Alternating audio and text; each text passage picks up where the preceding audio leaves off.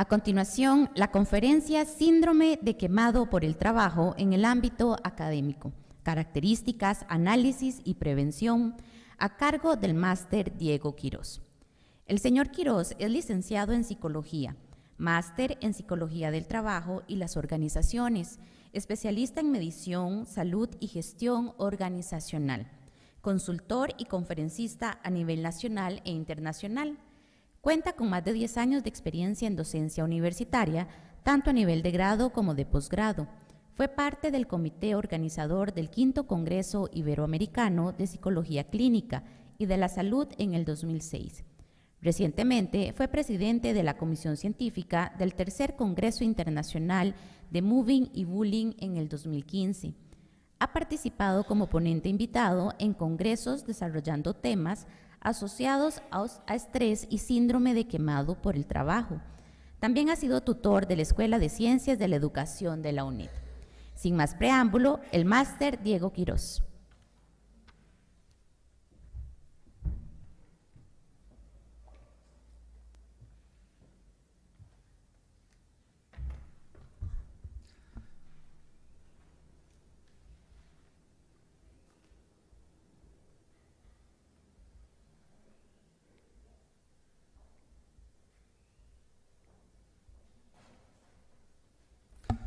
Bueno, primero que todo, buenos días. Un agradecimiento muy especial al CECET, a la Universidad Estatal a Distancia, por la invitación. Para mí siempre es un placer acompañarlos y es un orgullo que me tomen en cuenta para poder desarrollar o aportar un poco en este tipo de actividades. Vamos a hablar de un tema que es un tema complejo y es un tema que en los últimos tiempos ha tenido una relevancia más importante. No es un tema nuevo, es un tema que se viene trabajando hace mucho, pero por lo menos a nivel nacional, dada la coyuntura en la que nos encontramos, no solo en ámbitos académicos, ojo que la presentación hace referencia al síndrome de quemado por el trabajo en el ámbito académico, no estamos exentos como área académica o como entidad académica a nivel nacional de vernos permeados de lo que ocurre a partir de otros temas que nos ponen en una coyuntura lo suficientemente compleja como para sentirnos de alguna manera afectados. Es claro, y la evidencia así lo demuestra, que como individuos que formamos parte de comunidades que a su vez se encuentran insertas en diferentes ámbitos, los niveles de afección son distintos, pero al fin y al cabo son niveles de afección. Nos preocupa montones. Yo tengo bastantes es complicado porque cuando uno dice bastante en la universidad no se sabe, bastante puede ser 30, 20, 15 años. Pero tengo por lo menos 7, 8 años de estar trabajando con temas referidos a estrés, el síndrome quemado por el trabajo, lo que tiene que ver con la percepción que tienen los individuos sobre las variables como potenciales generadoras de estrés.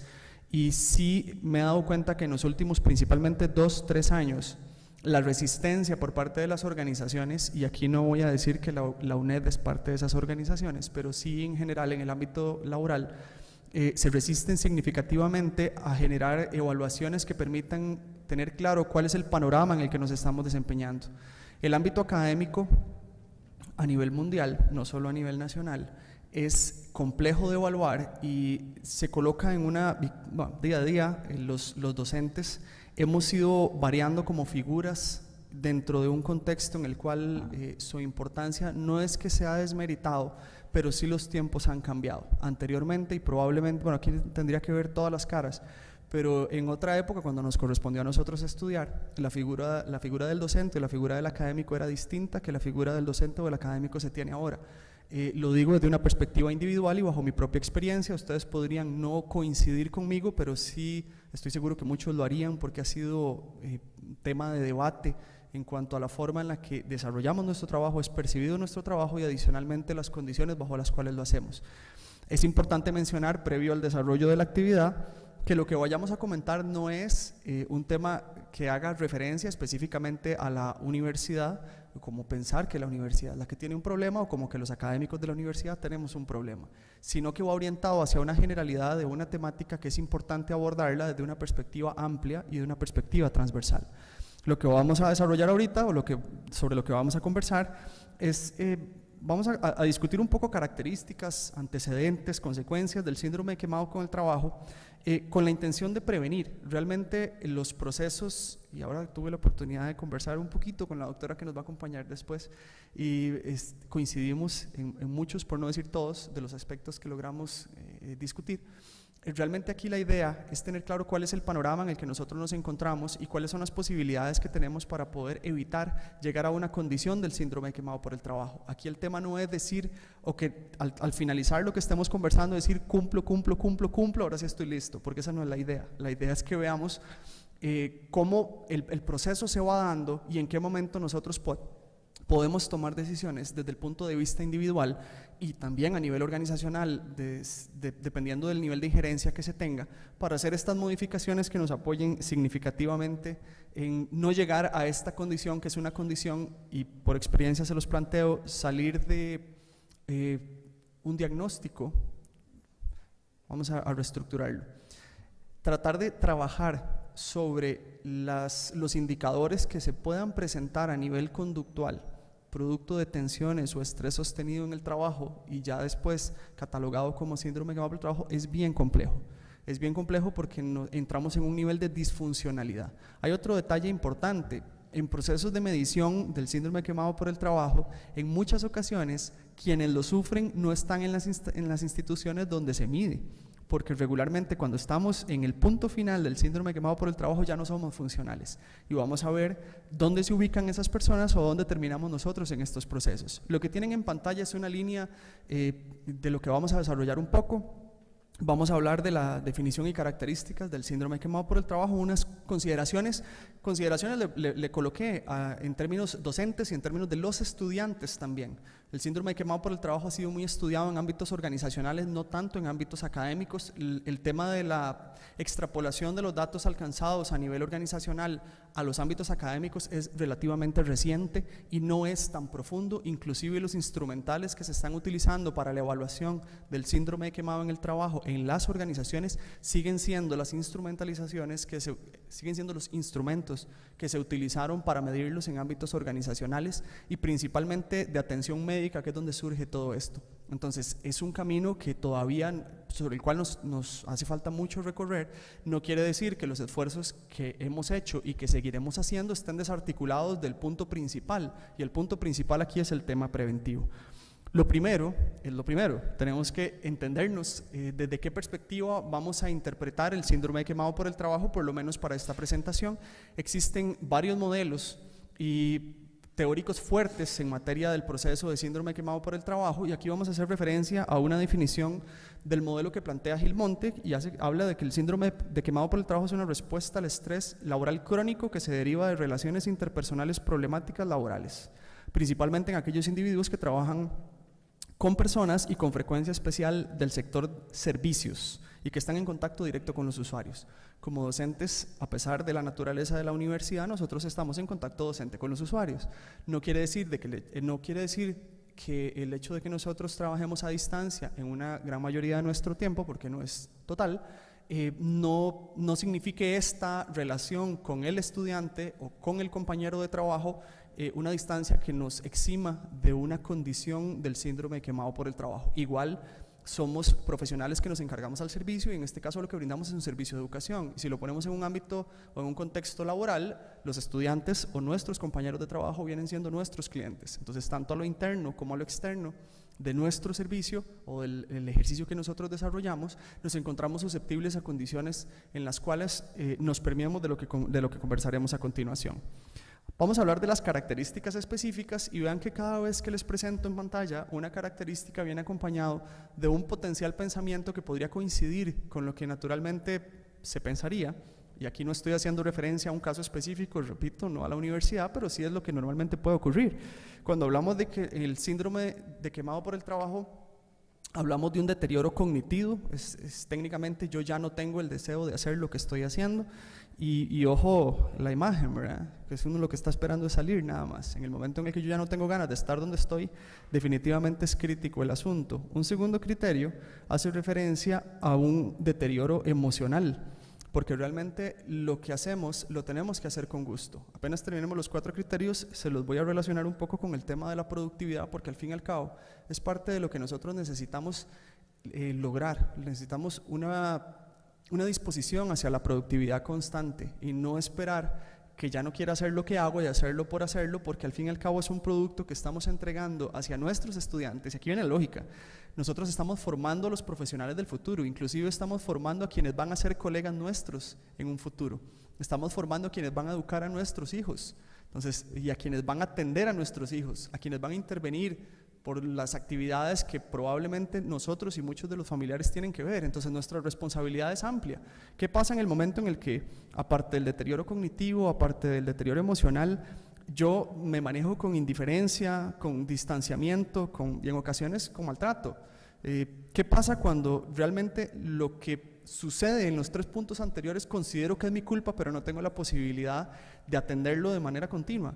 Son situaciones que nos ponen en una posición súper crítica y nos ponen en una posición en la cual no necesariamente yo logro interpretar como agente externo el que alguien lo esté sufriendo, porque vemos, y más adelante igual lo vamos a explorar, cómo metafóricamente nosotros vemos estos indicadores no generadores, sino los indicadores que son más latentes y que tradicionalmente logramos identificar con una caracterización bastante coloquial.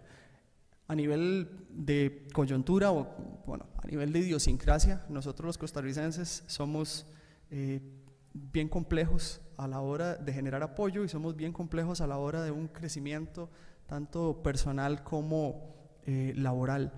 Complejos me refiero a que no siempre somos quienes facilitamos medios para que este tipo de cosas ocurran. Vivimos en un mercado de competencia y es un mercado de competencia que indistintamente del ámbito en el cual nosotros nos desenvolvamos, siempre la hay y abordarla es complicado. Entonces, en situaciones donde las condiciones bajo las cuales nosotros estamos operando tal vez no lo faciliten, este tipo de variables pueden ser susceptibles a desarrollarse.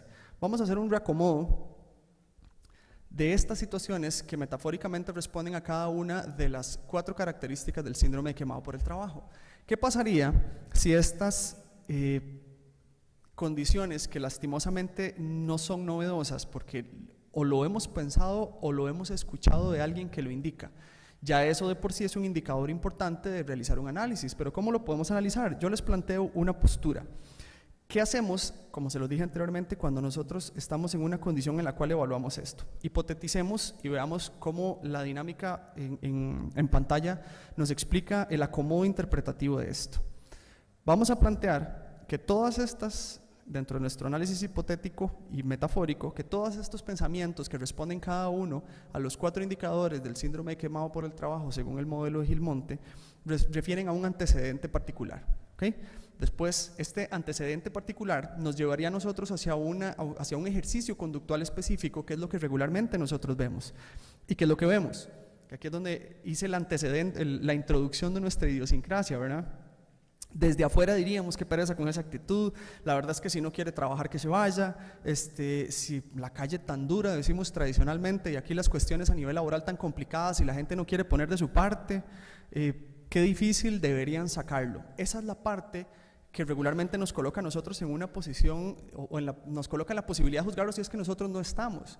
Pero ¿qué es lo que hay realmente? ¿Cuál es la consecuencia de esto?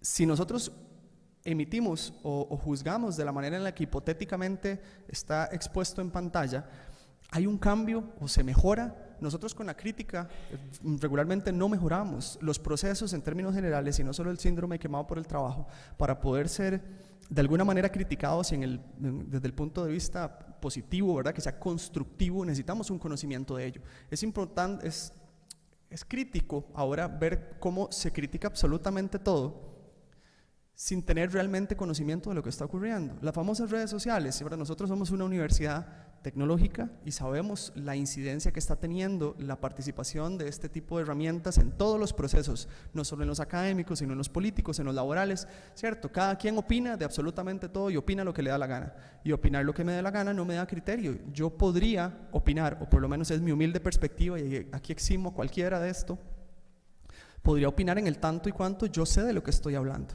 pero es que opino de lo que sea. Entonces, si hablamos y caemos de nuevo en el modelo del síndrome de quemado por el trabajo, ¿cómo voy a opinar yo de una situación, de una conducta de un individuo sin realmente conocer su antecedente?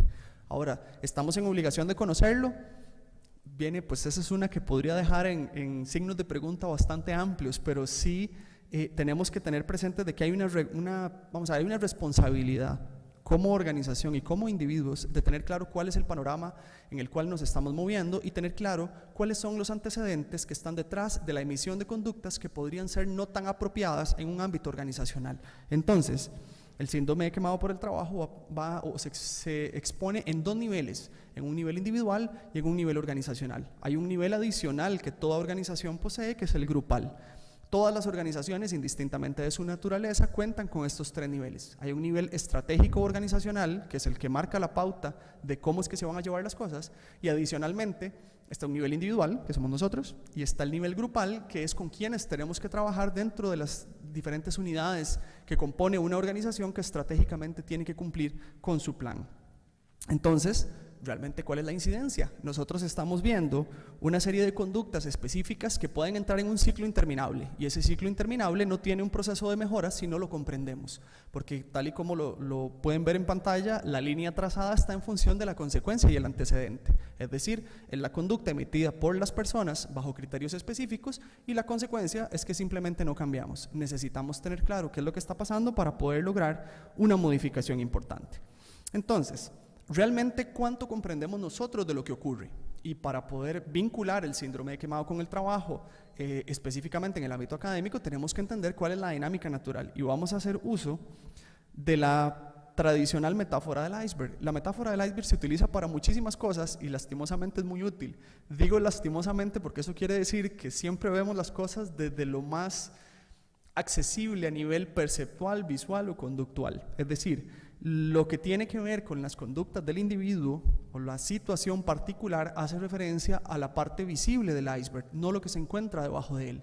Lo que se encuentra debajo de él nos llevaría un poquito más de trabajo conocerlo, pero dependiendo del nivel en el cual nosotros nos desenvolvamos a nivel organizacional, tenemos que ser responsables y entender qué es lo que ocurre. Entonces, ¿qué hay debajo específicamente de esta situación que explicamos anteriormente, que hace referencia a un antecedente, una conducta y una consecuencia?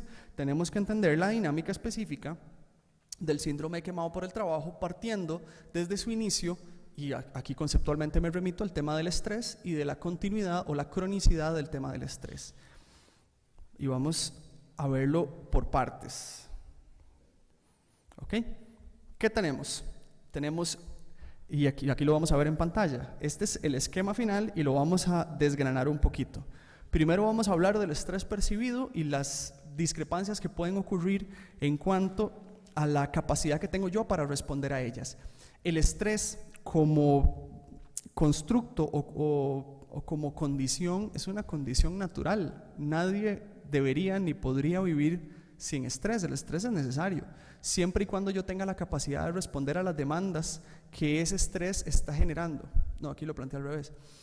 El estrés es positivo siempre y cuando me ayude a cumplir con las demandas que me están haciendo, me están exigiendo en un contexto específico. En la parte superior de la gráfica ustedes identifican las famosas discrepancias. Tenemos el estrés percibido y tenemos las estrategias de afrontamiento. ¿Cómo funciona esto? Todos tenemos exigencias a nivel académico, a nivel, vamos a ver, a nivel familiar, a nivel social. Las exigencias están. En el ámbito académico específicamente nosotros tenemos horarios, tiempos de entrega, tenemos que cumplir con respuesta de atención a nuestros estudiantes en un plazo específico, tenemos que colocar información en nuestra plataforma en un tiempo específico, tenemos que atender principalmente todas las actividades de revisión, etcétera, y todo eso tiene plazos.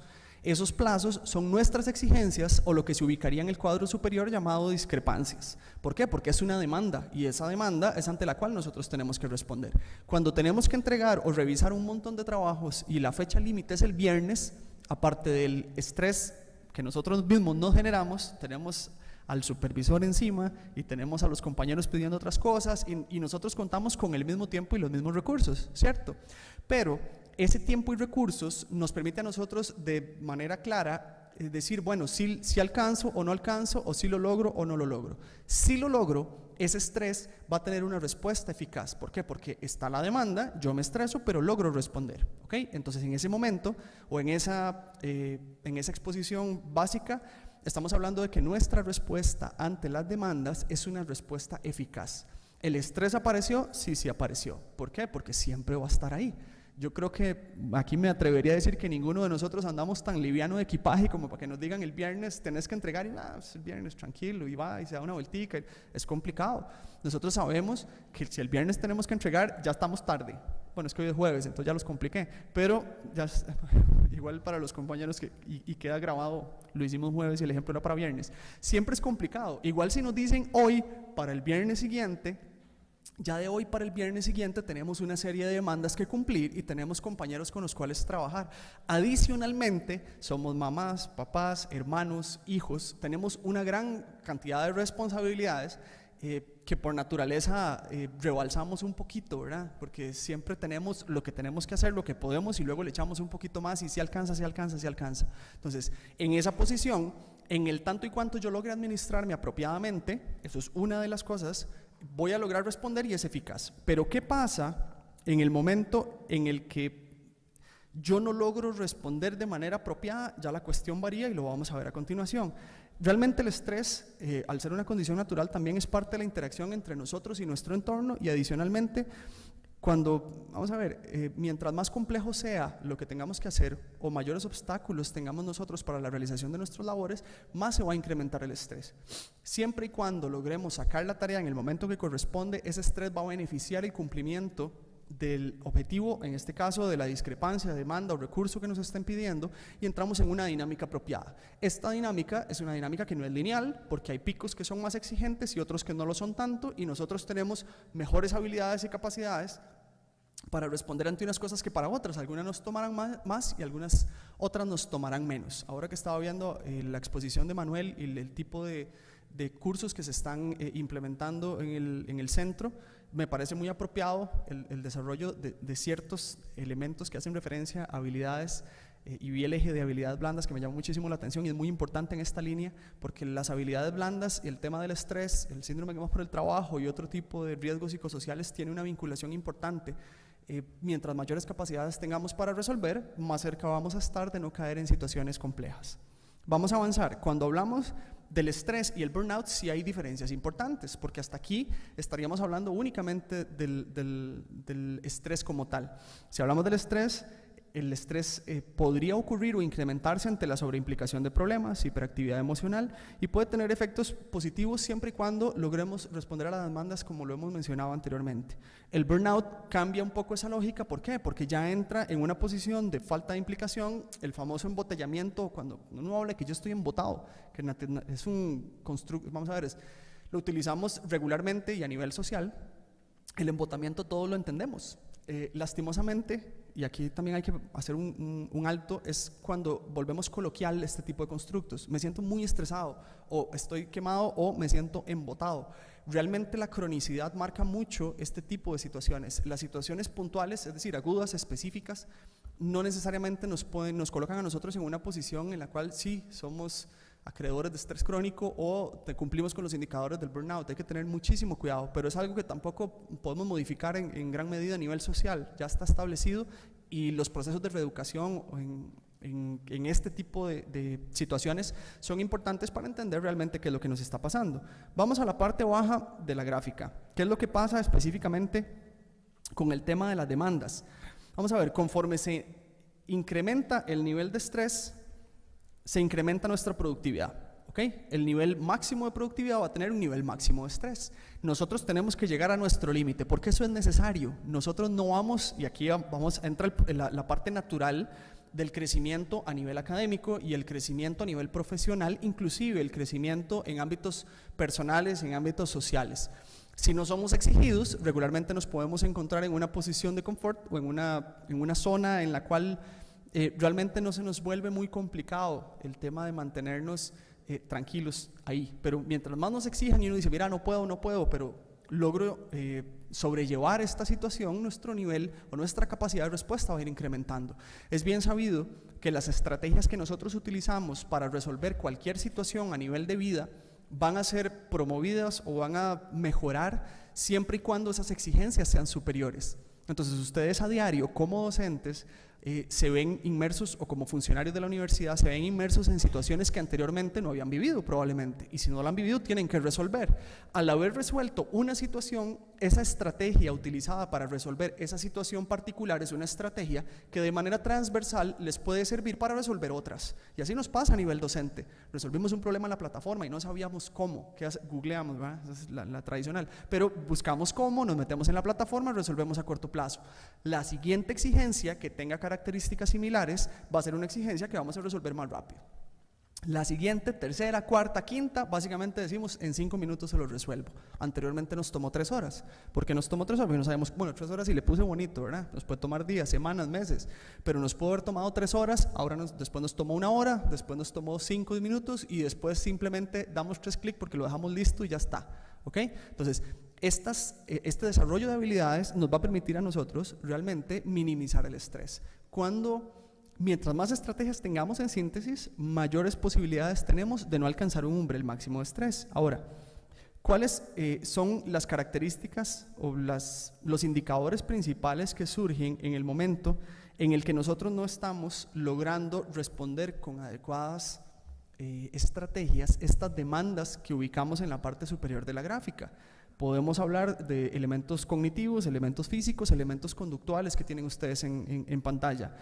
Somos negativos, ya después viene la parte física, dolores de cabeza, musculares, tenemos padecimientos estomacales y ya después pasamos ahí a la parte médica que vamos a abordar posteriormente con la presentación que sigue. La parte conductual, no solo el hecho de parecer estar estresados es la única ejecución conductual que se hace. Igual estamos hablando de que existen problemas con los horarios de comida, morderse las uñas, la cantidad de alimentos y otro tipo de consumo de sustancias compensatorias, que al fin y al cabo es así, o incremento del consumo de sustancias para compensar una desestabilización a nivel físico. Esto aparece y son indicadores importantes a los cuales nosotros le tenemos que poner atención. ¿Cuándo se nos vuelven comunes? Si esta norma se mantiene y nosotros logramos sacar o cumplir con las demandas que nos están haciendo de manera regular y lo apareamos con este tipo de costumbres, entonces las vemos normales. Y ya cuando normalizamos esto es cuando se nos complica la identificación real de la situación que nos está aconteciendo. Entonces, básicamente el burnout como tal lo que hace es una respuesta hacia el extremo del distrés o la parte final de la U invertida, que es la que ustedes ven con un circulito a continuación. Ya cuando llegamos ahí y eso nos supera, estamos entrando en una etapa de burnout y ya estaríamos cumpliendo con los indicadores que anteriormente mostramos sobre el fenómeno particular. ¿Y cómo funciona esto? Cuando yo voy a volverme un segundito. Esta es la dinámica tradicional que recién acabo de explicar. Tenemos una serie de demandas.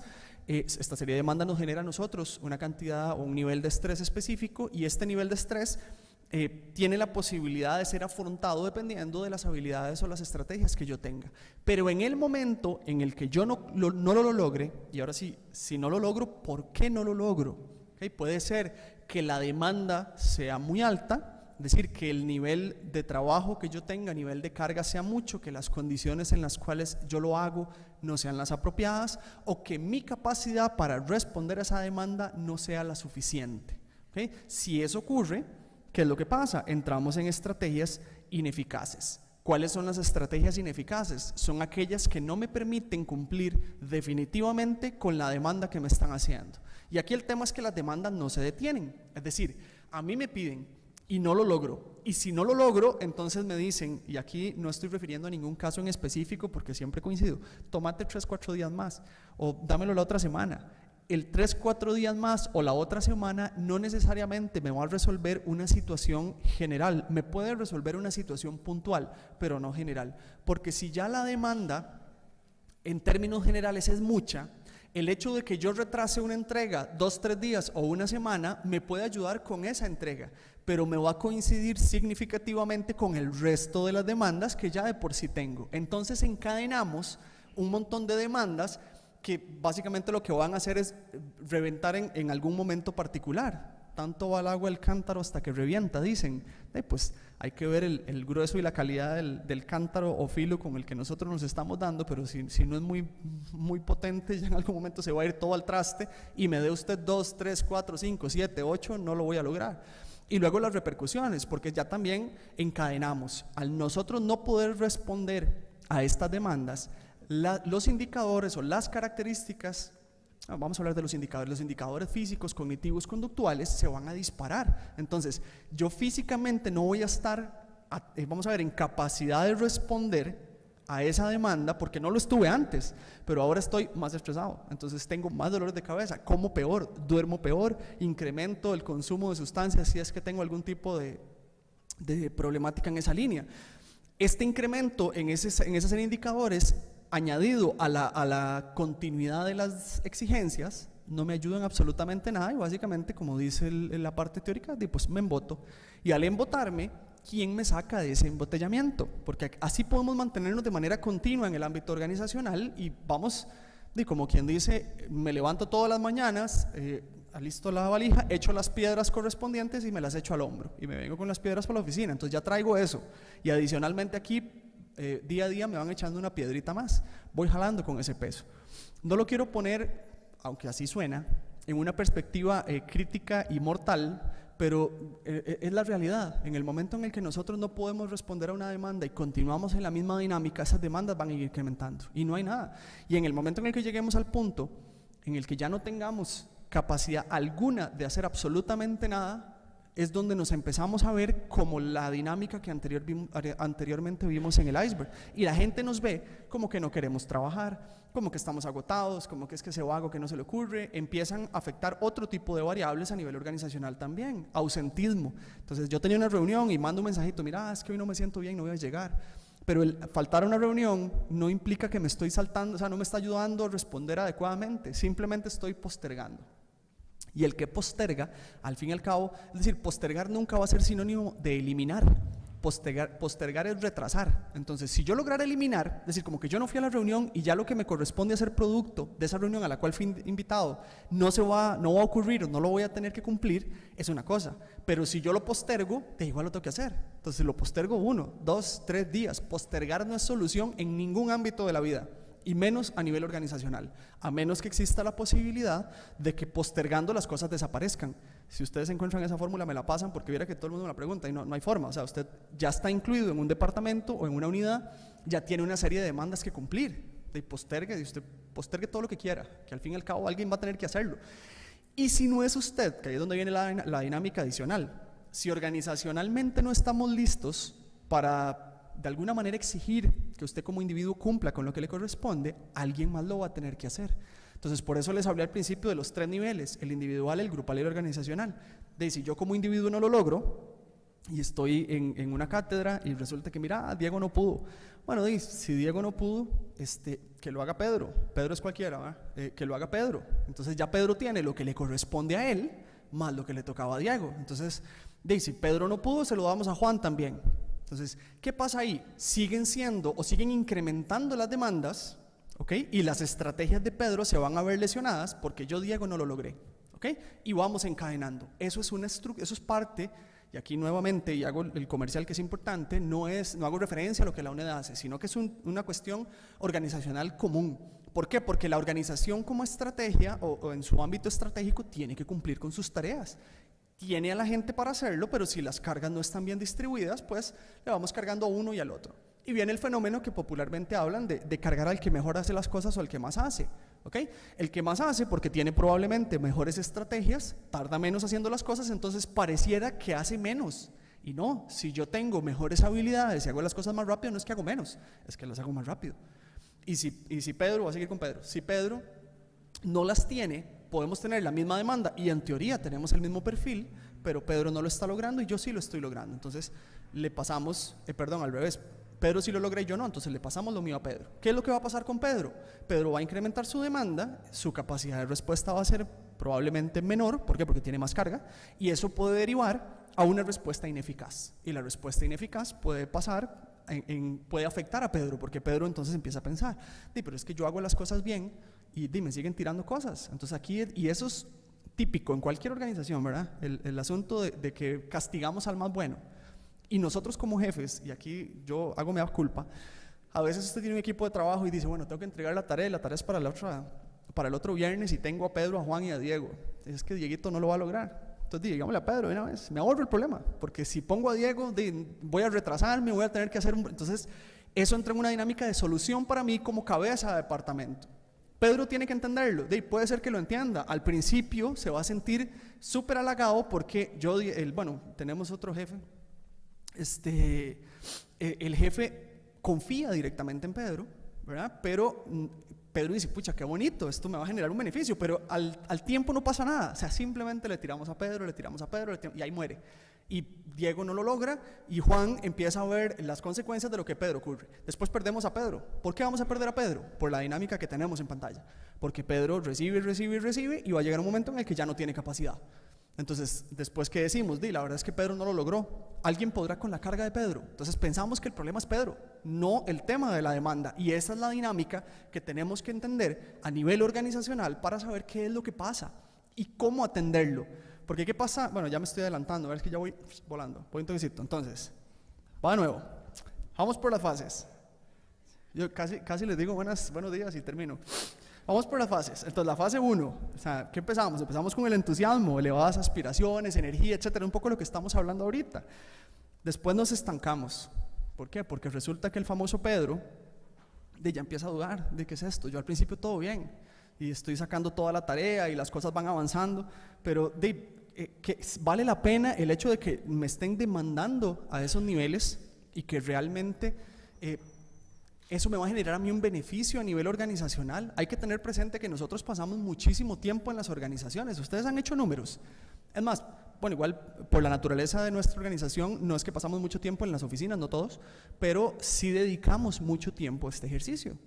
¿Cuánto tiempo dedican ustedes a este ejercicio y cuánto tiempo dedican ustedes a otros ejercicios alternos necesarios en materia de salud organizacional o de salud laboral o de salud individual? ¿Cuánto tiempo dedican a pasear el perro, a la familia, a andar con los hijos, a ir a reuniones, a ir a misa, si es que van a misa, al culto, no sé? Ese tipo de cosas se reducen.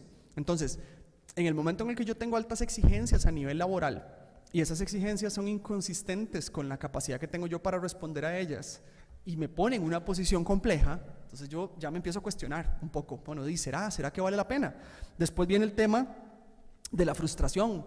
¿Será que no lo logro? Y aquí, ojo, literalmente, la frustración se abandona el compromiso e implicación con el trabajo y aparecen problemas emocionales, físicos y conductuales.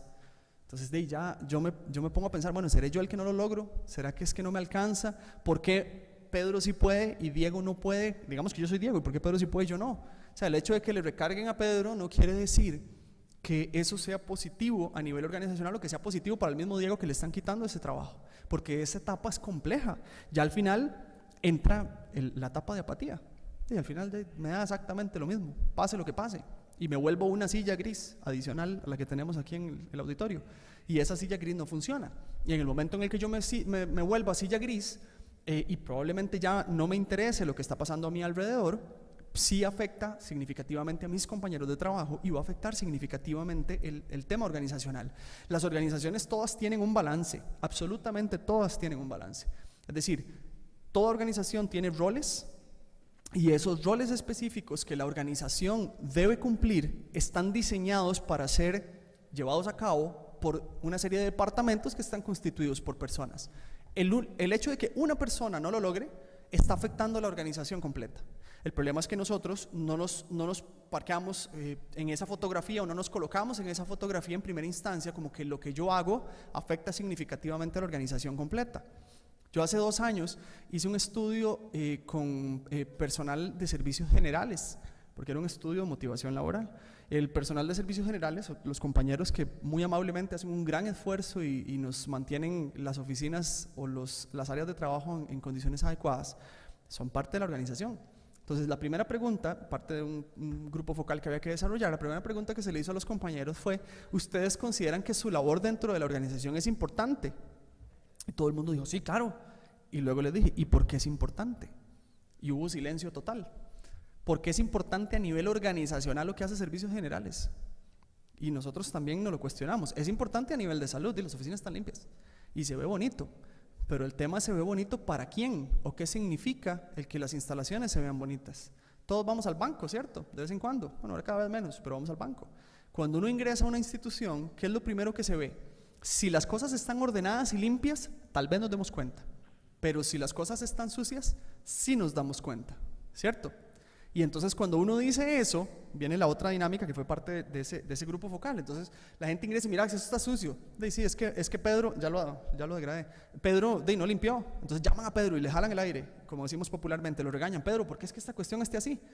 Entonces Pedro llega, uy, disculpe. ¿Por qué disculpe? Porque puede ser que Pedro tenga una demanda significativa de trabajo y que no le haya alcanzado el tiempo. Porque también, ¿quién evalúa por metro cuadrado cuánto tiene que limpiar cada quien? Es complicado, ¿verdad? Entonces, puede ser que Pedro tenga una demanda súper alta y que no logre sacar la tarea. Pero lo que vemos es que Pedro no lo hizo. Entonces, otra vez estamos en la posición de la parte superior del iceberg. Esa parte superior del iceberg a nosotros no nos es tan funcional, ¿cierto? Y cuando se los preguntamos a ellos y dijeron, y se les mencionó por qué es importante, no supieron responder. Es importante porque es imagen. Los intangibles a nivel organizacional son probablemente los activos más caros que existen. Una marca es carísima, ¿okay? Y carísima a nivel de mercado, y además nos da la posibilidad de tener un criterio. Nosotros como organización, la Universidad Estatal a Distancia, tiene una imagen que mantener desde todo punto de vista. El ejercicio que ustedes hagan a nivel social como miembros de la universidad va a tener un impacto en la universidad misma. ¿Qué pasa si se desata un tema crítico con un funcionario de la universidad? Así como ha ocurrido recientemente, no sé, con el expresidente de la República, que está envuelto en una situación en la que nadie sabe, no se ha demostrado si es culpable o no, pero ya hay un problema de imagen. Hay un problema de imagen a nivel país. ¿Por qué? Porque él es el Premio Nobel de la Paz, expresidente de la República, y nosotros nos estamos viendo afectados de lo que él, por lo cual él está siendo procesado, ¿okay? Entonces, traigamos esa situación a nivel universidad, es exactamente lo mismo. Nosotros lo que hagamos afecta a la universidad. Cómo se ve a la universidad afecta a la misma. ¿Y dónde la afecta? Si tienen que solicitar un criterio a nivel nacional en un tema específico, y para ese criterio consideran a la universidad, lo van a considerar si la universidad tiene ese estatus en el cual uno dice, bueno, y la universidad está en posición o capacidad de darlo porque la universidad cumple con 1, 2, 3, 4. Y desde la limpieza arranca. Y ahí es donde empieza la importancia de los compañeros de servicios generales. Entonces, si desde ahí arranca, ahora vayamos ascendiendo y pensemos en cuál es la importancia nuestra dentro del rol organizacional, ¿cierto? Y ahora pensemos en esos roles que nosotros tenemos que cumplir y si podemos responder o no. ¿Qué pasa si el compañero de servicios generales no cumple? Aparte, aterrizándolo nuevo en el tema, de que puede hacer que su demanda esté superando la capacidad que tenga para responderlo, la organización se está viendo afectada. Entonces, el síndrome de quemado por el trabajo como tal es un fenómeno que realmente afecta no solo a los individuos, sino a la organización también. Entonces, la organización como tal tiene que ser, es corresponsable de la situación y es coafectado de la situación. No es solo la persona. Estos son, vamos a ver, estos riesgos psicosociales son riesgos psicosociales que a veces personalizamos mucho. Como que lo vive la persona, lo vive el docente, lo vive el estudiante. No, esto lo vive la institución y la institución tiene esa repercusión. Por eso me parece de suma importancia, y no pues porque me corresponda estar acá, sino porque inclusive en cualquier organización en la cual me ha tocado hablar de este tema, la lógica es la misma. En el momento en el que la organización y quienes promueven este tipo de actividades dicen, ese es el tema, es un tema que está vinculando a la universidad por completo. Y es un tema que uno dice, no es, y aquí lo vimos ámbito académico, no es un tema solo del individuo, sino que como organización tenemos que salir adelante. Porque igual, si un afectado sale de la universidad y va a ingresar a otra institución, ya ese afectado lleva cola. Y vamos pasando de institución en institución. Y si las instituciones tienen condiciones equivalentes, no positivas, las consecuencias van a ser no positivas también. Y el afectado número uno va a ser el individuo, pero cada organización por la que pase ese individuo también lo va a hacer. En tiempos como los actuales, es más complejo porque primero la movilidad laboral es súper complicada. En el ámbito educativo muchísimo más porque la natalidad nos está matando. Y ya vamos por 1.8 más o menos. 1.9 hace 2 años, como 1.8 leí la última vez. 1.8 niños por pareja o por familia. Eso quiere decir que a muy corto plazo, y ya la estadística también lo ha demostrado, en 30, 40 años vamos a ser un país de viejos porque no hay quien nos va a poder renovar a nosotros. Y luego que el ejercicio, y aquí obviamente no es un tema, ya es un tema que ustedes manejan estando en el ámbito educativo, a plazo, pues obviamente nuestras oportunidades de inserción laboral a plazo mucho más adelante van a ser más complicadas. ¿Por qué? Porque pues, vamos a tener menos gente que atender. Entonces después vamos a tener menos docentes que formar, porque ya no los vamos a necesitar, ¿cierto? Entonces vamos a necesitar menos académicos para formar docentes. Y ahí va encadenado el asunto. Entonces esto es un tema que si lo analizamos cada una de las variables hacia atrás, nos afecta absolutamente a todos. No nos podemos eximir de esto. Volviendo a las famosas fases y viéndolas como lo mencionamos anteriormente, básicamente nosotros nos incorporamos a un puesto de trabajo con muchísimo entusiasmo. ¿Qué es lo que ha pasado? Ingresamos a la universidad. Me pareció lindísimo, dentro igual de lo que expuso Manuel de lo del CEDET, el que estemos pensando en la inducción a la universidad. Las universidades son sumamente complejas. Todas. Bueno, las 4, 5 públicas son sumamente complejas en cuanto a ejercicio y es importante que la gente sepa dónde está ingresando y cómo es que funciona esto, porque ese es el entusiasmo que nosotros traemos, pero en el momento en el que no sabemos hacia dónde vamos ni qué es lo que tenemos que hacer, se complica un poquito. Posteriormente nos damos cuenta de cómo esas demandas a nivel organizacional no necesariamente las puedo yo cumplir, ¿verdad? Y nos preocupa no poder dar respuesta. Y realmente, si no hay una correspondencia entre el esfuerzo que yo hago y la retribución que recibo, y no me refiero a plata, sino demanda y yo cumplo con la demanda y el jefe me dice todo bien o el compañero me dice todo bien, pero si hay demanda y yo no cumplo con la demanda y no me llega el todo bien, yo me voy a sentir sumamente afectado porque estoy haciendo un esfuerzo desproporcionado y la retribución intangible, en este caso, no es la adecuada. Y al no ser la adecuada, como todo ejercicio conductual, esto va a decrecer. En el momento en el que ustedes ingresen a sus oficinas y digan buenos días y el resto diga buenos días, vamos a seguir diciendo buenos días todos los días. Pero si nosotros decimos buenos días hoy y nadie nos contesta, mañana decimos buenos días y esperamos de nuevo y al siguiente día va a ver usted qué hace con sus buenos días, pues yo no voy a decir nada. Entonces, ¿qué es lo que pasó? Tuvimos una decreción en cuanto a la tasa de conducta que yo emito, en específico buenos días. A nivel laboral es exactamente igual. Yo doy, y si no hay algún tipo de retribución, no hay organismo que se sienta reforzado para seguirlo haciendo. Y si adicionalmente la demanda es tan alta, yo no puedo reforzar, y más bien hay castigo en cuanto a la demanda, volviendo a la dinámica, pido, y yo no estoy en capacidad de responder, me genera altas tasas de estrés y conductualmente y cognitivamente voy decreciendo y al final voy a tener un efecto físico importante porque ya lo cognitivo y lo conductual no me alcanzó. No doy la talla y termino con dolor de cabeza, dolor de estómago, etc. Y eso ya deriva de manera crónica en lo que estamos y nos tiene reunidos hoy día. Vamos con los famosos desencadenantes y vean qué interesante. Los desencadenantes hacen referencia, según el planteamiento de Gilmonte, a variables organizacionales, variables dadas por las nuevas tecnologías y demás aspectos de la organización, variables personales, desempeño de rol, relaciones interpersonales y desarrollo de carrera. Si ustedes analizan cada una de las variables para sí mismos, con lo que tenemos en pantalla, hablamos de variables organizacionales, ¿dónde está el tema? Y es muy común que cuando no encontremos respuesta a lo que está ocurriendo, digamos, que la organización es la que está impulsando esto y que así son las cosas. Y realmente las cosas no deberían ser así. Ya estamos bastante bien informados para darnos cuenta que las repercusiones a nivel individual son las más complejas de resolver a nivel organizacional. Aquí la movilidad laboral no es alta, por obvias razones, porque es una organización de naturaleza pública y porque muchos de ustedes probablemente ya se encuentran en propiedad y tienen tiempo de estar acá en la organización, entonces la movilidad es baja.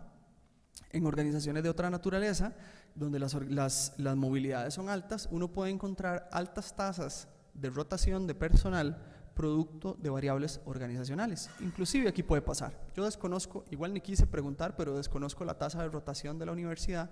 Puede ser que la rotación se dé producto de variables organizacionales. La rotación es una de las principales salidas iniciales de los sujetos para poder evitar consecuencias adversas en función de lo conversado. Es decir, si yo veo que no doy la talla y arriba no veo que la cosa cambie, me voy. Pero en los últimos 2-3 años, ahora sí me remito a lo que dije al puro principio, ¿por qué en los últimos 2-3 años cada vez es más complejo movilizarse a nivel laboral? Porque no hay dónde, porque está muy lleno el asunto. Si hablamos desde el punto de vista docente, hay montones de universidades que hace 10-15 años no estaban funcionando, ¿cierto? Y luego el sector en el que principalmente nosotros nos movemos, aquí hay muchas carreras y es distinto, pero los sectores se han saturado. Las ofertas laborales son complicadas y ojo que ya estoy tomando el contexto académico y lo estoy llevando a un contexto nacional. Las oportunidades se reducen y nosotros nos vemos obligados a permanecer en nuestras labores. Eso no es una situación que acontece únicamente en los ámbitos académicos, sino también en los ámbitos organizacionales, indistintamente de la naturaleza. Si es producción, si es servicios, en todo se está pasando. Entonces, las demandas, y aquí es donde viene la posición organizacional, no necesariamente es la posición solo de quien nos cubre a nosotros, sino de específicamente quien administra la tarea particularmente, porque sigue demandando y como ve que yo no me voy, sigo demandando y pues yo me quedo ahí y lo que puedo terminar es con repercusiones importantes. Vamos a avanzar un poco a las características específicas y las consecuencias. ¿Qué pasa entonces cuando yo no me adecuo? Lo que tengo son, o ya empiezo con la infracción de normas, disminución del rendimiento, pérdida de calidad del servicio, absentismo, abandonos y accidentes. Vamos con el siguiente punto y consideraciones importantes del síndrome de quemado por el trabajo, tanto a nivel académico, para efectos de docentes, como de estudiantes, que es la otra parte que estamos vinculando de manera precisa con esta exposición que nos correspondió dar el día de hoy. Aquí les leo literal, esto es un estudio de Carranco y Pando, un proyecto muy interesante, es una compilación, metaanálisis de artículos sobre estrés laboral del periodo 2013 de 2017 que me pareció muy apropiado. Y hace referencia aquí, literal, me faltó la página nada más en esa referencia. Los profesores particularmente los universitarios, están sometidos a constantes exigencias, tomar decisiones importantes, introducir cambios efectivos, innovar, mantenerse actualizados en adelantos tecnológicos y del área específica de conocimiento. Por consiguiente, el estrés es inherente a su desempeño profesional, está presente en mayor o menor grado en el desarrollo de tareas ocupacionales. No en todas las labores, y eso es con criterio, no en todas las labores se requiere el nivel de exigencia en materia de actualización como lo tienen ustedes. Un docente tiene que estar actualizado más que cualquier trabajador. Nosotros encontramos labores a nivel profesional que pueden ser desarrolladas de manera mecánica durante 30 años, con ciertas variantes. Nosotros no. Nosotros estamos obligados a actualizarnos y estamos obligados a producir actualización, porque esa es parte de nuestra obligación. Ya todo académico que está sentado acá sabe que en algún momento o ya publicó y tiene que volver a hacerlo, o tendrá que publicar. Todo académico que ha publicado sabe el parto que significa en todas sus etapas hacer un documento de publicación, por todo lo que tiene que pasar. Todo académico sabe que no cuenta con el recurso económico ideal para hacerlo, y no ocurre solo aquí, ocurre en todas las universidades a nivel nacional. Queremos hacer mucho, y luego todo académico sabe también, cuando ustedes han salido del país, que lo que nosotros hacemos aquí, que esta es la parte positiva, porque es que si no nos vamos en el puro negativo y que va, que cada vez que salimos del país y vamos a México, Argentina, Chile, Brasil, que son países latinoamericanos con un recurso económico impresionante para el desarrollo de proyectos, hacen cosas equivalentes a las que nosotros hacemos. Entonces el tema no es intelectual, es un tema pues literalmente económico, pero nuestras estrategias para responder ante las demandas que las universidades tienen son buenas, porque estamos haciendo más en función de menos. Probablemente quienes han tenido hacer referencia al caso puntual de México. En las universidades en México hacen grupos de investigadores y tienen partidas presupuestarias para esos grupos de 5 o 10 personas. Y esas 5 o 10 personas pueden visitar otras universidades, tienen dinero para contratar asistentes, para que apliquen el instrumental, mucho. Nosotros aquí arañamos paredes y eso no, nuevamente no es una crítica a la universidad, es una realidad nacional, eso no es una realidad de ya, es una realidad de 40, 50 años, siempre lo mismo. A veces aparecen grants y tenemos más dinerito, pero es complejo y tenemos que responder a esas demandas. Eso nos pone en una posición de exigencia mucho más alta y por eso lo que recién les acabo de leer. Nosotros estamos obligados como docentes en el ámbito académico a exigencias importantísimas y de peso que pueden derivar, dependiendo de las decisiones organizacionales, en incapacidad, en el contexto que lo estamos hablando, en incapacidad de responder a esas demandas.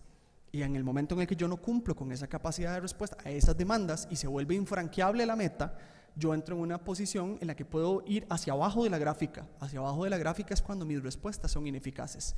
Y luego, como mencioné anteriormente también, en un contexto en el cual yo naturalmente no me voy de la organización, porque así es como corresponde, pues permanezco recibiendo y no tengo un Pedro ni un Juan al cual darle la información que yo estoy o el peso del trabajo que yo tengo que desarrollar. Entonces nuestra posición es sumamente compleja. Los profesores son sujetos a distintas formas de evaluación que van de mano de mecanismos de presión laboral, generando estrés en su desempeño y dificultades en su desempeño académico. Por ende, existe una variable directamente vinculada a la productividad y satisfacción del catedrático que está relacionado también con el puntaje de evaluación docente. El estrés laboral, ubicado como un fenómeno frecuente en el mundo del trabajo. Es decir, nosotros no somos...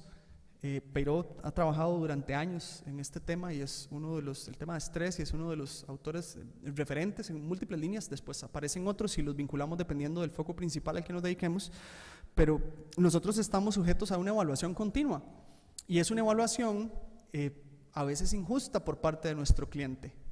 ¿Quién es nuestro cliente? El estudiante. Y cuando no conocemos al estudiante todavía es más complejo si nos manejamos más en línea de lo que nos manejamos presencialmente.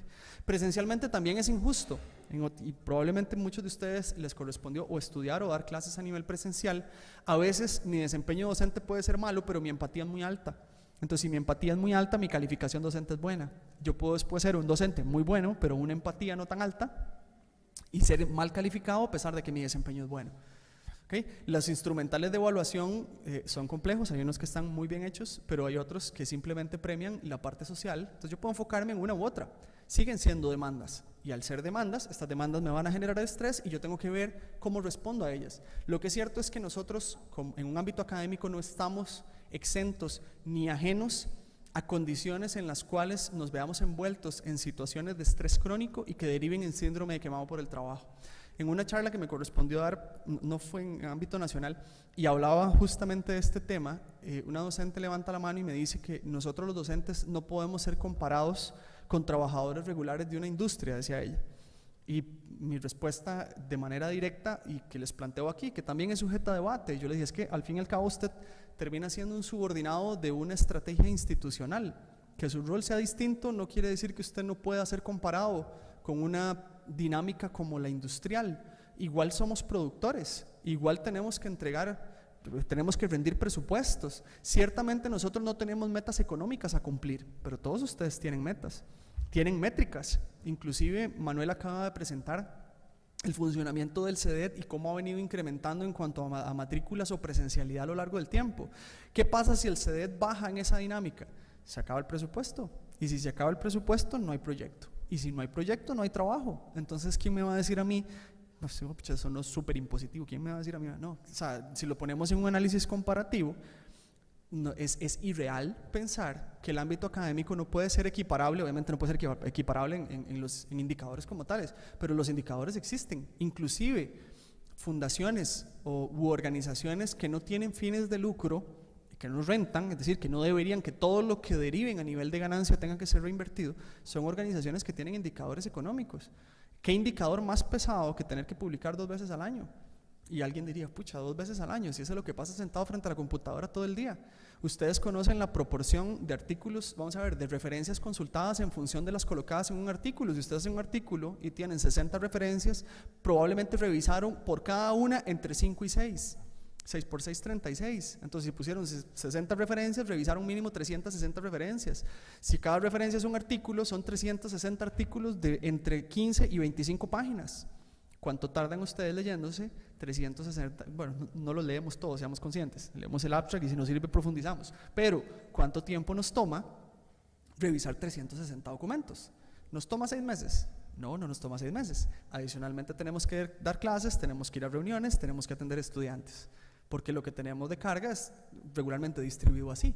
Entonces, ¿es un indicador pesado? Sí, es un indicador pesado. Inclusive el indicador que les estoy planteando, muchos de los investigadores lo dividen por día. Entonces, yo hoy voy a leer tantos artículos. ¿Para qué? Para que los 360 me alcancen al momento en el que yo tengo que presentar la publicación final, ¿cierto? Y luego viene la crueldad de la revista, donde dicen que a mi artículo le hacen falta cosas por revisar. Entonces viene de vuelta y va para adelante y va para atrás y va para adelante, y al final al año termina, y cuando uno dice lo logré y tenemos 20 páginas en la mano, viene el fulano de afuera y dice, por 20 páginas se alegra. Esos son indicadores críticos que entendemos en ciertos ámbitos, no en todos los ámbitos, pero son indicadores pesados que obedecen a una demanda. Entonces, la posibilidad que nosotros tenemos en cuanto al rol de caer en posiciones como las que recién acabamos de mencionar o bajo condiciones como las que nosotros acabamos de mencionar son súper altas, muy, muy altas. Y tenemos que cuidar ese proceso para no llegar ahí.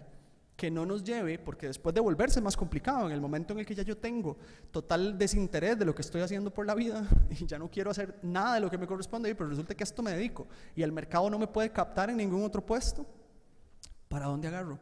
Tengo que seguir comiendo, tengo hijos que van a la escuela, tengo casa que pagar, de mínimo, o sea, es que tengo que comer, y si yo tengo que comer, tengo que trabajar, pero si estoy en incapacidad de trabajar, ¿quién ve por mí? ¿Quién ve por los desempleados hoy día? Nosotros no tenemos un insumo gobierno, aquí no quiero desemplear a nadie, pero es un principio de realidad. A nosotros el gobierno no nos paga si estamos desempleados, como ocurre en otros países. Como que voy, yo recojo ese subsidio, aquí no hay subsidio, usted simplemente no hay. Entonces ahí lo que tenemos es un montón de profesionales independientes trabajando en la calle. A veces muchos de esos son muchos profesionales desempleados en condiciones no adecuadas, producto de situaciones como las que hemos venido conversando y que encontraron como única salida tratar de ofrecer sus servicios en un mercado súper complejo. Entonces, esta parte del SQT en el ámbito de los docentes es presente, es latente y responde mucho a nuestro ejercicio. ¿Qué pasa con los estudiantes también? Vamos a ver, los estudiantes no son trabajadores formales y esto es una parte que tenemos que abordar porque son nuestros clientes también. Los estudiantes pueden estar expuestos a variables equivalentes a las del síndrome de quemado por el trabajo, a pesar de que es síndrome de quemado por el trabajo, a pesar de que inició en sector servicios y ellos son estudiantes, hay que considerarlo también, es una posibilidad. Y al ser una posibilidad, nosotros no tenemos que ser promotores como docentes de que ellos lleguen a esas condiciones. Entonces, los estudiantes no son trabajadores formales en un sentido jurídico, realmente ellos no cumplen con un horario, bueno, sí lo cumplen. Jurídicamente a nivel nacional no son trabajadores, así de simple y sencillo. Desde un punto de vista psicológico, la mayoría de las actividades de los estudiantes relacionadas con sus estudios son comparables con una actividad laboral. Al igual que los trabajadores formales, forman parte de una estructura en la que tienen un papel concreto y realizan actividades que requieren esfuerzo. Entonces, desde la concepción natural de la definición de trabajo, lo cumplen. No reciben una retribución, más bien tienen que pagar por recibirlo. Pero si analizamos el ejercicio, hay características que los aproximan significativamente. ¿Qué pasa entonces? El estudiante versus el trabajador tiene una diferencia básicamente única, que es la retribución. A nosotros nos pagan, al estudiante no le pagan. Y dependiendo, porque está el estudiante que ya entra en una posición distinta, que es el que tiene beca y el que tiene que hacer horas, ya eso es un trabajador formal. Y ese está expuesto a las mismas variables, pero partamos del otro. Cuando los estudiantes persiguen un objetivo económico como una recompensa final de sus esfuerzos, es decir, la lógica natural de su ejercicio es la misma que la nuestra. Nosotros trabajamos para que nos paguen. Bueno, está la parte emocional y el vínculo con la labor y toda esta cuestión, pero al fin y al cabo trabajamos para recibir una retribución. El estudiante hace lo mismo, nada más que a plazo. Trabaja durante 5 años para potenciarse una retribución posterior. Pero entonces el trabajo, la concepción sigue siendo exactamente la misma. Vamos a ver, y analicemos ahora si el estudiante como tal. Nosotros, cuando llegamos a ser docentes, regularmente la edad promedio de un docente está en 25 años para arrancar, cuando es bastante precoz, sino más adelante, porque pasó por un ciclo natural de aprendizaje y que respondía a su proceso natural dentro del ámbito universitario para sacar su carrera, sino después un poquito de experiencia y después entramos. Hay quienes entran antes, pero lo natural va por ahí.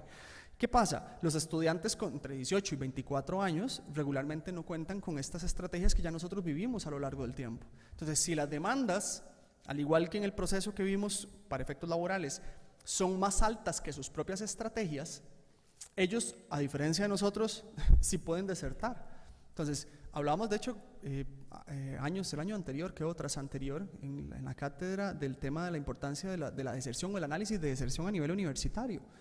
Y vemos el tema y me parece súper relevante, por eso reforcé mucho el tema de ver las habilidades blandas como tema, porque muchas de las razones que podrían darse para efectos de una migración o de una salida del estudiante de la universidad podría responder específicamente a su incapacidad para responder ante las demandas.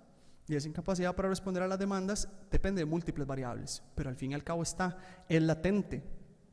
Es importante para efectos de estudiantes, y aquí les muestro ciertas variables que se están considerando para efectos de medición del burnout en estudiantes. ¿Por qué traigo esto acá?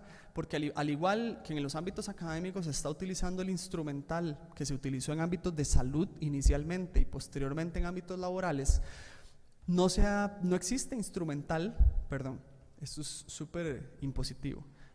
La revisión que yo he realizado no me ha permitido ubicar a un instrumental específico diseñado para estudiantes, sino que son adecuaciones del instrumental ya existente en materia de síndrome de quemado por el trabajo adaptado a la situación del estudiante.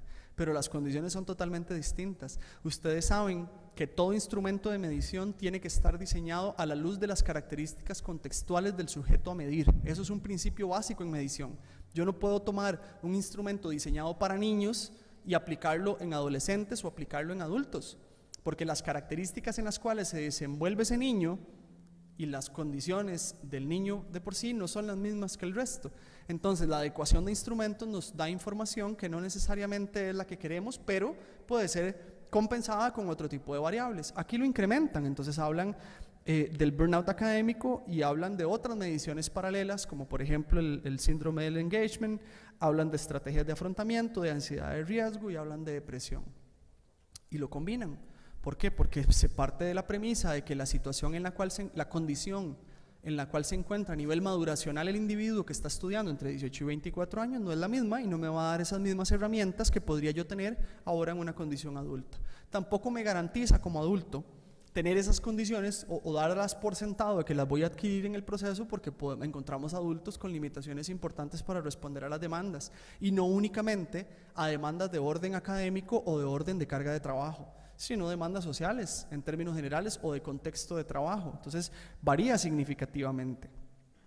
En el contexto se analizan otras variables como en el contexto organizacional universitario, variables del contexto social y desempeño académico. Esto nos pone en una posición, y aquí vinculamos el síndrome de quemado con el trabajo en el ámbito académico, por eso el involucramiento del estudiante como tal, y ojalá haya estudiantes que nos estén viendo ahora, y si no en las reproducciones posteriores, para que tengan presente que su condición dentro de la universidad, primero es esencial, porque sin estudiantes no hay universidad, y segundo, que las demandas bajo las cuales se encuentran hoy día son demandas que los pone en una posición equivalente a la del trabajador y que los expone a condiciones equivalentes a las cuales nosotros estamos expuestos como académicos o como funcionarios administrativos de la universidad. Esas condiciones tienen que tener el mismo cuidado tanto para ellos como para nosotros. Entonces esa equivalencia nos pone en una posición de cuidado. Y el cierre, los desencadenantes y factores protectores tanto a nivel individual, social y organizacional. Es claro que el síndrome de quemado por el trabajo ha sido definido o es parte de los riesgos psicosociales en el trabajo. Básicamente es una de las principales causas de deterioro en condiciones de trabajo y fuente de accidentabilidad y absentismo. El trabajo regularmente lo podemos interpretar en una lógica algo académica con la presencia de variables dependientes e independientes.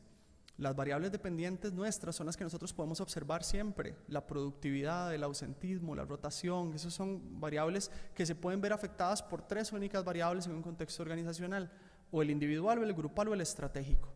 Si la estrategia falla, la productividad puede fallar. Si yo a nivel grupal fallo, la productividad puede fallar. Si yo a nivel individual fallo, la productividad puede fallar, siendo productividad variable dependiente. Entonces hay que entender que todo lo que nosotros hagamos desde la parte individual y grupal va a tener una consecuencia directa en variables externas que vemos y que se encuentran regularmente en la parte superior del iceberg. Y esa parte superior del iceberg, una de ellas es la productividad. Y Filmina 1, donde vimos el tema del vago, y qué vago, que qué pereza, que no quiere hacer, que el mercado tan duro y no le quiere poner las pilas, como decimos popularmente. Esos son variables dependientes.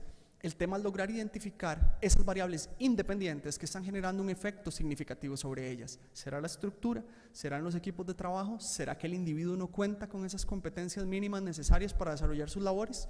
Hay muchas preguntas que nos corresponde a nosotros, quienes estamos inmersos en el mismo contexto, responder para poder prevenir. Entonces, los factores de riesgo básicamente consideran tres variables. Está el entorno del individuo y el efecto que el entorno genera sobre el individuo y que se ve expuesto a nivel conductual. ¿Okay? Entonces, ese entorno particular es el que a nosotros nos compete hoy día y es el ámbito académico. Entonces, la lógica de la propuesta actual que estamos desarrollando es el síndrome de quemado por el trabajo en el ámbito académico. ¿Cuál es nuestro entorno y cuáles son las características de nuestro entorno? Lo tenemos presente. Sabemos cómo funciona la universidad y sabemos cuáles son los elementos que se encuentran dentro de la universidad para responder o que podrían ser producto de esta modificación de variables a nivel de variables dependientes que mencionamos anteriormente. ¿Qué lo desencadena? Hay 3 elementos, y aquí vamos a hablar de dinámicas o de elementos particulares. A nivel organizacional, las dinámicas, el control de la tarea, la carga, la jornada, la promoción y desarrollo y las relaciones interpersonales. Adecúenlo o pensemos en un contexto universitario. ¿Es la dinámica nuestra, la dinámica correcta, o es promotora de estas variables? El control sobre la tarea igual. ¿Cuál es el nivel de supervisión y exigencia? Hablamos del tema del artículo, por ejemplo. Qué complejo determinar cuántos por el tipo de labor. Es que es una labor muy compleja y difiere mucho de lo que uno encuentra normalmente a nivel organizacional. Si un académico tiene que leer, esa es la vida del académico. ¿Y cuánto tiempo tarda leyendo? Ni siquiera sabemos realmente cuánto tardamos nosotros realmente leyendo. ¿Y cuánto duramos de leyendo? Y no todo el mundo lee 20 páginas al mismo nivel. Y luego, no todas las 20 páginas tienen la misma profundidad. Hay 20 páginas que se leen de a página por día, dependiendo de lo enredado que está. Y cuando leemos en inglés, o en alemán, o en portugués, se vuelve todavía más complicado. Entonces, son variables súper complicadas. ¿Cuáles son factores protectores? Realmente nosotros necesitamos, número 1, formación continua. La universidad es top en eso, porque invierte muchísimo en su personal. Los procesos de selección adecuados para mí son indispensables. Es decir, los docentes somos muy difíciles de formar de cero. O sea, un estudiante que tiene buena proyección no necesariamente va a ser un buen docente. Un buen profesional no necesariamente sabe transmitir lo que sabe. Y un buen ¿cómo se llama esto? Una persona con un buen discurso no necesariamente tampoco sabe. Y hay gente que tiene la capacidad de vender humo, que llaman, y tienen un buen verbo y con ese verbo se lo llevan, pero no, hay que saber de lo que se está hablando. Y a nivel académico todavía es más agresivo, porque ustedes saben que este tipo de dinámicas son súper agresivas. Aquí hay un montón de personas que tienen un alto conocimiento en lo que se está hablando y que al levantar la mano usted no sabe de qué tamaño es la bala, porque puede ocurrir y ha pasado en congresos y ustedes lo han visto. Entonces, ese tipo de cosas a nivel de formación es importante. El cuidado del entorno físico y material, que es un tema que hablamos también. A nivel social, es importante tener presente que los individuos son entes integrales, no solo la individualidad, sino que tenemos que tener presente que hay recursos que provienen de la familia y hay estrategias de comunicación que pueden violentar cualquier efectividad de proceso. La cuestión aquí es que sepamos convivir con quien nos corresponde. Si esto no se da, también son promotores de incapacidad de respuesta, y si tenemos malas relaciones interpersonales es un obstáculo más para no lograr entrar o responder a la demanda específica. Igual, la intención es maximizar el tiempo, y aquí es donde hablo de las jornadas también. En los países escandinavos, por ejemplo, se ha trabajado mucho las jornadas cortas, en Suecia, en Finlandia, y obviamente tienen una naturaleza distinta y no necesariamente todos han tenido respuestas adecuadas en cuanto a trabajar menos. Hay que ser más efectivos, pero regularmente sí es importante que haya un balance en cuanto a su ejercicio profesional y académico y lo que responde a su ejercicio social y familiar. Entonces, el último es el individual y hace referencia al locus de control y a la capacidad que tengo yo, vamos a ver, de responder a esas demandas, mis estrategias de afrontamiento. Y ojo que no estoy hablando de que yo tenga que ser una persona que supere expectativas particulares, sino que el tener claro ciertas habilidades que provienen de contextos ajenos a los entornos laborales o académicos en los cuales yo me desempeño, podrían ser promotores también de este tipo de situaciones. Hay gente que tiene la mecha corta, que llaman popularmente, y que por cualquier cosita dispara. Eso, a pesar de que yo tenga buenas condiciones en el trabajo y buena capacidad para responder a la demanda, puede sentenciar relaciones interpersonales y puede complicar de manera significativa el éxito en ciertas labores. Y los factores protectores para el ámbito individual: cuidar la salud física, revisar nuestra tendencia de implicación social. La salud física es importantísima ahora. Yo sé que ha habido mucho a nivel de mercado, gimnasios y dietas y toda esta cuestión, y que podría implicar un incremento en cuanto a la inversión económica de lo que se hace. Yo siempre he sido partícipe de que todos tenemos un par de tenis y alguna acera por la cual caminar. Siempre es importante dedicarse un poco de tiempo ajeno al ámbito académico. La semana tras anterior me tocó desarrollar un tema en un espacio específico que hacía un análisis sobre los famosos workaholic. Eso es muy común en el ámbito académico también. Se ha demostrado, y hay estudios que lo demuestran, de que el workaholic no es la persona que mejor rinde, a pesar de que es la persona que más presente está, sino que viene siendo, dentro de las múltiples explicaciones que se han presentado ante el fenómeno, una respuesta social, de que usted sepa que yo estoy ahí y que yo soy el que hago, y que tal vez el que esté arriba se dé cuenta de que estoy ahí, pero es claro que la persona sin descanso no camina. Todos los deportistas tienen que comer y dormir. Esto es un deporte, pónganlo en esa línea. Todos los académicos, y más los académicos, tienen que leer tanto. Hay que comer y dormir. Entonces, esa parte individual nos puede afectar, porque en el momento en el que rindamos o tengamos menos capacidad de rendir, se nos pone sumamente complicado atender demandas, y podemos caer en la parte inversa ¿cómo se llama? En la parte inversa de la gráfica que hemos venido desarrollando. Ya por último, nosotros tenemos que tener claro que la organización como tal tiene que tener un balance con el ámbito individual, y esta organización tiene que tener claro para qué y dónde trabajan, qué es lo que tienen que hacer los trabajadores, cuáles son los planes, cuáles son los tiempos, y nosotros tener claro cuáles son esas fuentes que nos generan estrés y si somos capaces para responder a esa demanda. Prevenir el síndrome de quemado por el trabajo en el papel es muy fácil, porque ahí es súper sencillo. En el ejercicio es súper complicado, pero yo sí parto de la premisa de que nosotros tenemos la capacidad de lograr identificarlo a priori y dar esos indicadores que dar esos indicadores que la organización quizá no pueda ver, y si los anunciamos habrá alerta. Si no los anunciamos, podemos entrar en una dinámica algo nociva. Aquí la idea es ganar, que nosotros como académicos tengamos la posibilidad de no entrar en condiciones de ese tipo, y que nuestros clientes tampoco lo sufran, porque ese es el fin de la universidad. La universidad no está diseñada para que nos enfermemos en ella. Somos un ente formativo, y como ente formativo tenemos que estar en las mejores condiciones, tanto nosotros como quienes reciben esos procesos. La oxidación por falta de uso gasta mucho más las herramientas que el propio trabajo. Lo que nos queda en este tema es simplemente trabajar. Les agradezco muchísimo por su atención. Me encantó montones el desarrollo de la actividad.